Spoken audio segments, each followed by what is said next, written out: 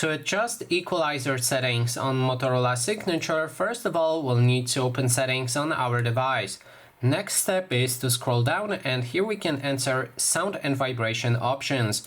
Move down until we find the Dolby Atmos. We can click on it, and then there's the gear icon that we can enter. From here you will find the different equalizer presets. You can choose whichever one you like from this list, or you can go for a custom, which allows you to adjust your equalizer manually. So you can adjust all of the settings with manual options, or go for something like brilliant treble, bass boost, vocal boost, or something like that.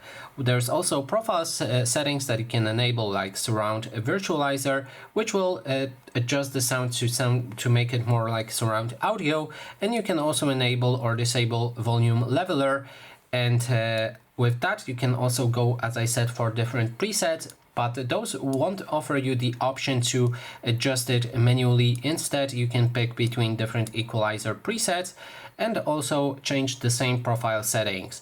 And that is basically everything. Thanks so much for watching, and if you like this video, please consider subscribing.